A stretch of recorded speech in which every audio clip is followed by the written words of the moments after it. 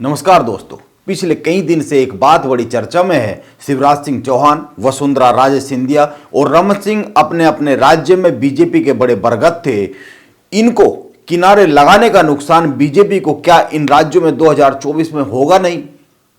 किसी भी निष्कर्ष पर पहुंचने से पहले एक घटना और कुछ आंकड़ों पर ध्यान दिया जाना चाहिए। उत्तराखंड में 4 जुलाई 2021 की बात है। इसी दिन बीजेपी आलाकमान ने तीरथ सिंह रावत को मुख्यमंत्री की कुर्सी से हटाकर पुष्कर सिंह धामी को मुख्यमंत्री बनाया था। चुनाव करीब 6 माह की दूरी पर थे और कईयों का कहना था कि त्रिवेंद्र सिंह रावत, तीरथ सिंह रावत, सतपाल महाराज, धन सिंह रावत, मदन कौशिक, निशंक जैसे और भी कई सारे प्रदेश के उत्तराखंड के बड़े नेताओं की अनदेखी बीजेपी को उत्तराखंड में भारी पड़ सकती है 2022 के इलेक्शन में। यह फैसला 2022 के चुनाव में बीजेपी को भारी पड़ेगा, यह करीब करीब मान ही लिया गया था। जैसा बहुतों का कहना था, ऐसा कुछ भी नहीं हुआ। बीजेपी 2022 का चुनाव आसानी से जीत गई और बहुत अच्छे मार्जिन के साथ जीत गई। चुनाव नरेंद्र मोदी के चेहरे के कारण जीता गया और नरेंद्र मोदी की जो सरकार है, केंद्र सरकार, उसकी योजनाओं के सहारे जीता गया। और इतना ही नहीं, अपनी सीट हारने के बाद भी बीजेपी ने पुष्कर सिंह धामी को मुख्यमंत्री बनाया और आज उत्तराखंड में बीजेपी के सभी वो दिग्गज जिनको लेकर यह कहा जाता था कि जिनको साइडलाइन लगाया गया और मुख्यमंत्री पुष्कर सिंह धामी को बनाया गया, इसके बाद बीजेपी संकट में आ जाएगी, आज वो बीजेपी के सारे दिग्गज उत्तराखंड में एक साइड में खड़े हुए। मुख्य जो विपक्षी दल है कांग्रेस भी बहुत कुछ कर नहीं पा रही है, वह भी निष्प्रभावी है। उत्तराखंड में ऐसा कैसे हुआ कि पार्टी के बड़े बड़े बरगद अपनी अपनी जड़ों से उखाड़कर एक तरफ रख दिए गए और उन्होंने चूं चपाट भी बहुत ज्यादा नहीं की? ऐसा कैसे हो गया? राजनीति में ये जो संघर्ष है, पार्टियों में अंदरूनी संघर्ष है, ये कोई नई बात नहीं है। ये बीजेपी में भी होता है, ये कांग्रेस में भी होता है, लेकिन मौजूदा जो बीजेपी का नेतृत्व है, नरेंद्र मोदी, अमित शाह ने इसका एक तोड़ निकाल लिया है। दरअसल ये अकेले धामी का कमाल नहीं है, यह धामी के कंधे पर रखे गए नरेंद्र मोदी के हाथ का कमाल है। इन 3 राज्यों में इलेक्शन के बाद जो आंकड़े आए हैं, जब उसका विश्लेषण करते हैं तो यह पता लगता है कि इन राज्यों में बीजेपी चुनाव कैसे जीती और इस जीत में शिवराज सिंह चौहान, वसुंधरा राजे और रमन सिंह का कितना बड़ा हाथ है।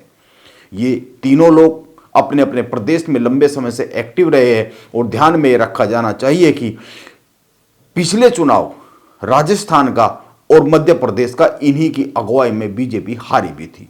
मध्य प्रदेश में बीजेपी इस बार 2018 की तुलना में अधिक ओबीसी वोट हासिल करने में सफल रही है। छत्तीसगढ़, राजस्थान और मध्य प्रदेश तीनों ही राज्यों में बीजेपी को इस बार आदिवासी इलाकों में भी अधिक वोट मिले। बीजेपी ने इन राज्यों की कुल 101 एसटी सीटों में से 56% पर जीत दर्ज की है। छत्तीसगढ़ में 90 में से 29 सीटें एसटी बहुल है। बीजेपी ने 2018 में केवल 3 सीटें जीती थी, लेकिन इस बार 17 जीती है। यह सब बीजेपी की उस राजनीति से सदा है जिसको नरेंद्र मोदी और अमित शाह पिछले कई सालों से साध रहे हैं। इसके साथ ही आप एक अन्य बात पर गौर कर लीजिए, यह कोई पहली बार नहीं हुआ है कि नरेंद्र मोदी और अमित शाह ने एक ऐसे नाम को आगे बढ़ा दिया है जिसकी अपनी बहुत बड़ी कोई पहचान नहीं है, जबकि उन प्रदेशों में बहुत बड़े बड़े नेता मौजूद रहे।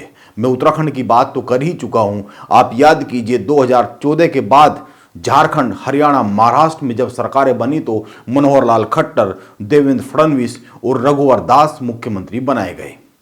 आप इसी श्रेणी में गोवा और गुजरात को भी रख सकते हैं। गुजरात में तो पूरा मंत्रिमंडल ही बदल दिया गया था। यहां पर जिनको मौका दिया गया, इन प्रदेशों में ये सभी अपने अपने राज्यों में बीजेपी के स्थापित नेताओं के आगे कहीं पर भी नहीं टिकते हैं। सवाल यह है कि आखिर नरेंद्र मोदी और अमित शाह ऐसा क्यों करते हैं?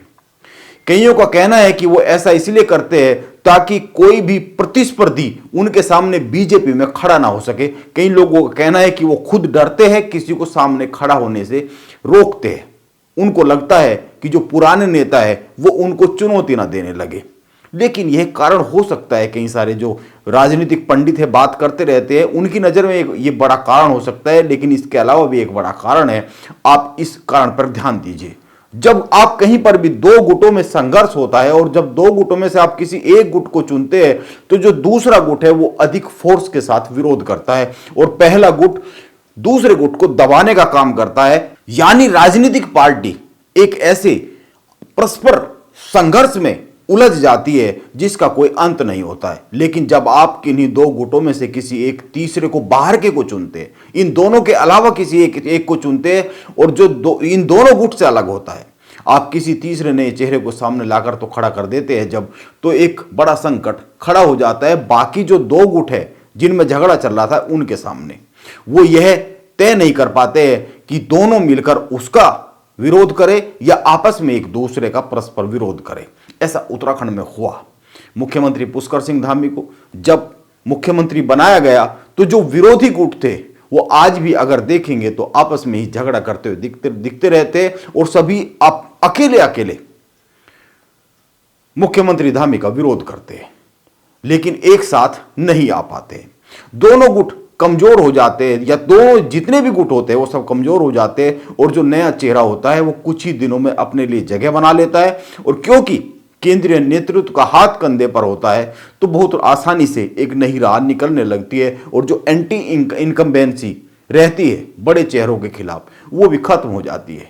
एक नई लीडरशिप का जन्म होता है। मैं फिर कहता हूं कि आप उत्तराखंड को एक उदाहरण के तौर पर इसको लेकर जब बात करते हैं तो समझ सकते हैं। मुख्यमंत्री जब पुष्कर सिंह धामी को बनाया गया तो बीजेपी में कई गुट इसके विरोध में आए, कई नेता इसके विरोध में आए, लेकिन 2 साल हो गए ये नेता और ये गुट अभी तक एक दूसरे का विरोध ही कर रहे हैं, एक साथ आकर पुष्कर सिंह धामी का विरोध नहीं कर पाते। यानी दो की लड़ाई में तीसरे का लाभ होता है। यह बहुत ही पुराना फार्मूला है। बाकी जो दो है वो लड़ते ही रह जाते हैं। अब एक बड़ा सवाल यह बनता है कि शिवराज सिंह चौहान, वसुंधरा राजे को नरेंद्र मोदी और अमित शाह आगे क्या जिम्मेदारी देंगे। इसके जवाब में यह कहना अधिक सही होगा कि 64 साल के शिवराज और 70 साल की उम्र के पड़ाव पर खड़ी वसुंधरा को नरेंद्र मोदी और अमित शाह द्वारा कोई जिम्मेदारी ऑफर की जाएगी ऐसा लगता तो नहीं है। और अगर कोई जिम्मेदारी ऑफर भी की जाती है कम महत्व की तो ये दोनों उसको स्वीकार करेंगे, यह भी एक समझने वाली बात है। दोनों राज्यों में जो नए मुख्यमंत्री के चेहरे पेश किए गए हैं और यह जो 3-4 दिन की कवायद चली है इसमें वसुंधरा राजे और शिवराज सिंह चौहान के हाव भाव और बयान बताते हैं कि लगता तो नहीं है कि उनको कोई बड़ी जिम्मेदारी दी जाएगी या फिर वो कोई बड़ी जिम्मेदारी स्वीकार करेंगे। अगर कोई जिम्मेदारी दी भी जाती है तो ये लोग उस जिम्मेदारी को स्वीकार करेंगे, यह एक बड़ा सवाल है। ऐसा लगता नहीं है। बाकी राजनीति में कब क्या हो जाए कुछ कहा नहीं जा सकता है। नमस्कार, मैं योगेश राणा।